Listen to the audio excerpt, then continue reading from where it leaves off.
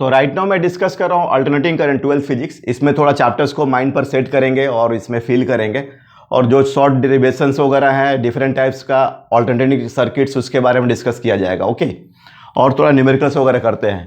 तो alternating current में तुमको ध्यान देना है, जैसे ये आपका एसी, तो एसी में क्या होगा, एसी में आपका करंट का जो मैग्नीट्यूड होता है टाइम के साथ चेंज करता है, डायरेक्शन पीरियोडिकली चेंज होता है। अब ये जैसे आप ध्यान दो, इसमें तुम्हारा जैसे इस टाइप का हो गया, या कुछ इस टाइप का हो गया, या इस टाइप का हो गया, ठीक है ना। तो ये मान लो जीरो, ये प्लस आई नॉट, ये zero minus I not zero, ये आई और टी आपका ये टाइम पीरियड हो गया, ये आपका आई और टी का ग्राफ है, ये जीरो टू टी, ठीक है। देखना ये plus minus plus minus plus minus, तो ये क्या है, पीरियोडिक चेंज है, ठीक है ना। ये जो देख रहे हैं, तो इसमें ध्यान देना है, ये जो आपका पीरियोडिक चेंज आएगा, ठीक है ना, ये पीरियोडिक चेंज होगा in the direction, right, direction, ठीक है। और मैग्नीट्यूड भी आपका चेंज करता है, ठीक है ना। आई इसका जो मैग्नीट्यूड है ना, और मैग्नीट्यूड ये भी चेंज करता है, ठीक है, ये भी आपको चेंज करेगा, ठीक है ना, विथ टाइम, विथ टाइम, ठीक है। और ख़ास करके ये जो बोलते हैं इसको क्या बोलते हैं, बोलो, ये बोलते हैं साइनोसॉइडल एसी, ठीक है ना। तो ये हम लोग को पढ़ना है, इसको क्या बोलोगे, स्क्वायर एसी, इसको क्या बोलोगे, ट्रायंगुलर एसी बोलोगे, ठीक है। ऐसे मैंने बोल दिया, लेकिन हम लोग को फोकस इस पे करना है। ये साइनोसॉइडल एसी, इसमें जो इक्वेशन आएगा तुम्हारा I is equal to I not sine omega T आएगा, या E is equal to E not sine omega T. E not का वैल्यू जो होगा एन बी ए ओमेगा आने वाला है। तो चलो इसको थोड़ा जनरेशन में डिस्कस करता हूँ साइनोसॉइडल एसी का। तो ये टॉपिक आपका क्या है, generation of the sinusoidal AC, ठीक है।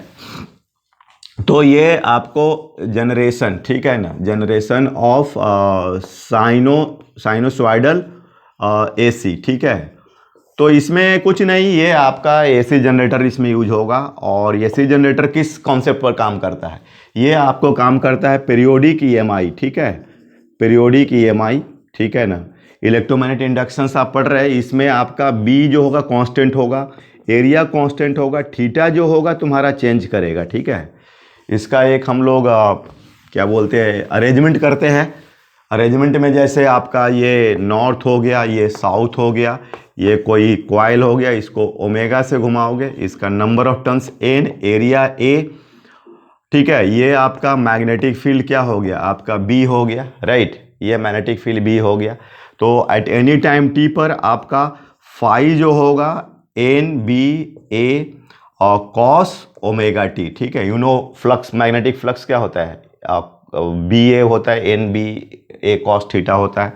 अब ये तुम इसको is equal to minus D by D T of the phi, इसको डिफ्रेंशिएट कर दोगे, तो ये क्या आने वाला है, इसका कॉस ओमेगा टी का तो omega minus sine omega T, right. तो ये माइनस ऑलरेडी है, और minus N B A omega sine omega T, ठीक है। तो ये हो गया तुम्हारा N B A omega sine omega T, इसको तुम ई नॉट बोलोगे, तो E is equal to E not sine omega T हो गया, ठीक है। तो ये तुम्हारा क्या बोलेंगे, equation of the alternating voltage हो गया, ई is equal to E not sine omega T, इस तरीके से। ये plus minus zero, E naught minus E naught, ये टी और जीरो, ठीक है। और अगर आप इसका रेजिस्टेंस आर बोलते हो, तो आई जो होगा, आई होगा ई बाई आर हो जाएगा, ठीक है। तो ये E not by R sine omega T, ठीक है।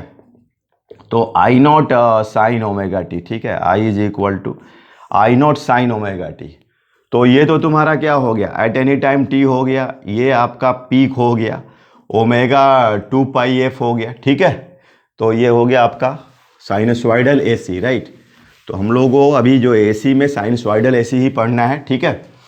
और जैसे उसमें ये सिंबल होता है इसका तुम्हारा इस तरह कैसे, जैसे मान लो 220 वोल्ट 50 हर्ट्ज लिखा हुआ है, तो ये देखना आरएमएस वोल्टेज है, क्या है, आरएमएस वोल्टेज है, और ये तुम्हारा फ्रीक्वेंसी है। तो इसमें जो होता है एक्चुअली आई जो होता है, ये आपको आई नॉट साइन ओमेगा टी, तो ये फंक्शन ऑफ टाइम है, ये हमेशा फ्लक्चुएटिंग होता है, इसका वैल्यू कंटिन्यूसली टाइम के साथ चेंज हो रहा है, आप देख रहे हो ऐसा।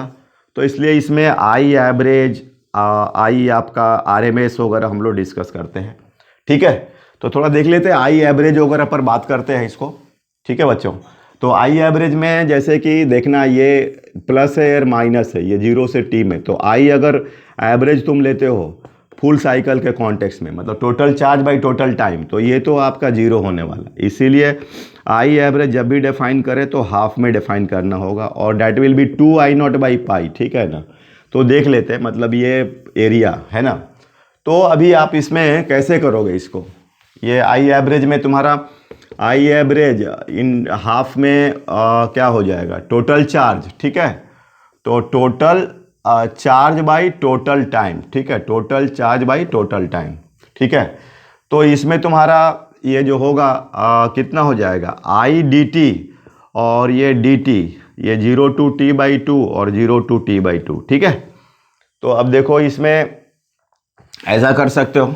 अब ये तुम्हारा क्या है, is equal to I0 sine omega T 0 to T/2 और T/2, तो 2/T और I0 बाहर, और ये हो गया तुम्हारा माइनस कॉस ओमेगा टी, तो 2π/T इंटू T। ठीक है, एंड 0 to T/2, तो 2I0/T और minus cos 2π/T into T/2 and 0, तो माइनस कॉस 0। ठीक है, तो ये गया, तो ये तुम्हारा -1 तो कितना हो गया, ये आपको कॉस पाई कितना होता है, -1 होता है।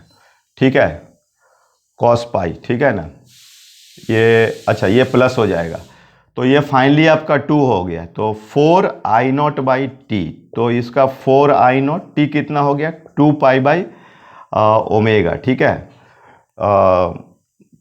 तो ये आपका 2π। अच्छा एक और चीज़, इसमें ओमेगा बाहर आएगा ना, sign omega T, yes omega हो गया, तो ये ध्यान देना बच्चों, यहाँ भी ओमेगा, तो T इज इक्वल टू 2π/ओमेगा। ठीक है, तो ये तो ओमेगा एक आपका है, तो 4I0 omega into T is equal to 2π/ओमेगा। अच्छा ये इंटीग्रेशन है यार, इसका ओमेगा नीचे आएगा, सॉरी, तो ये नीचे आ गया I0 ओमेगा, तो अपन देख लो कितना हो गया 2I0 T कितना हो गया 2π/ओमेगा इंटू ओमेगा, तो ये कैंसिल हो रहा है, और 2 ये अपना कितना हो रहा है, ये 2, तो 2 4 ना, तो 4 हो गया, तो ये कैंसिल हो करके आ रहा है 2I0/π। ठीक है, तो ये लगभग आपको अप्रोक्सीमेटली 63% जैसा हो जाएगा, राइट। तो ये डेरिवेशन हो गया, इसमें देख लेना आप लोग थोड़ा ये सब, ये ध्यान देना, ये कॉस ओमेगा टी का derivative minus sine omega T divided by omega होता है। ठीक है, तो ये ओमेगा इधर आ गया, ऑलराइट, तो ये अपना इसमें डेरिवेशन हो गया। और उसी तरीके से तुम्हारा IRMS की जो वैल्यू होती है, तो IRMS जो है वो क्या होगा, integration square root of I² का एवरेज वैल्यू डिवाइडेड बाई आपका टाइम। ठीक है ना, तो I² का एवरेज वैल्यू का स्क्वायर रूट, सॉरी, तो ये हो गया, तो इसमें कितना हो गया I² का एवरेज वैल्यू। ठीक है, तो इसमें फुल साइकिल पर डिफाइन करेंगे क्योंकि ये स्क्वायर का ले रहे हैं। ठीक है, तो देखो I इज इक्वल टू कितना हो रहा है I0 साइन ओमेगा टी, तो I² I0² sine square omega T, तो इसका जब एवरेज वैल्यू लोगे आपका फुल साइकिल में, तो इसका फुल साइकिल में 0 + 1/2, तो ये I0²/2, और IRMS जो होगा √ I0, तो ये तुम्हारा होगा I0/√2, राइट। तो ये हो गया आपका RMS वैल्यू। तो ठीक है, अभी हम लोग इसमें कुछ डिस्कशन भी करेंगे ये करंट वगैरह का। जैसे ये क्वेश्चंस में बोल रहा हूँ कि क्वेश्चन क्या दे रहा है कि एन इलेक्ट्रिक बल्ब, मतलब ऐसा एक डिजाइन किया गया है बल्ब को, an electric bulb is design to operate at 12 volt DC, ये 12 वोल्ट DC पर ऑपरेट किया गया है। ठीक है, if the bulb is connected to an AC source and gives the same brightness, तो what would be the peak voltage of the AC। ये 12 volt DC पर डिजाइन किया गया है, और अब इसमें कोई AC जोड़ रहा है, तो बोल रहा है कि आपका सेम ब्राइटनेस दे रहा है, तो सेम ब्राइटनेस दे रहा है, इसका मतलब क्या हुआ कि आपको इसका पीक वोल्टेज मतलब और इसका AC का RMS, AC का जो RMS होता है ना, it is equivalent to DC होता है। तो हम ऐसा लिख सकते हैं ERMS is equal to E0/√2, right. ERMS is equal to E0, okay. और E0 की वैल्यू तुम कितना ले सकते हो, 12। तो E0 बाई, अपन निकालना क्या है इसमें, इसकी पीक वोल्टेज, ठीक है। तो इसका मतलब डेफिनेटली हमारा E0/√2 जो हो रहा है ना, ये E0/ERMS जो है वो आपका 12 होने जा रहा है, क्योंकि अपन क्वेश्चन में क्या दिया है कि ये 12 वोल्ट पर DC पर डिजाइन किया गया है, और तुमको ये जब AC जोड़ो तो सेम ब्राइटनेस आ रही है। तो इसका मतलब क्या है कि इसका जो ERMS है, अगर DC के कॉन्टेक्स्ट में सोचते हो तो आपको ERMS, तो डैट विल बी 12, राइट। तो E0 is equal to how much, 12√2, okay. तो ये आंसर हो गया आपका, ठीक है, इतना वोल्ट। Okay, thank you.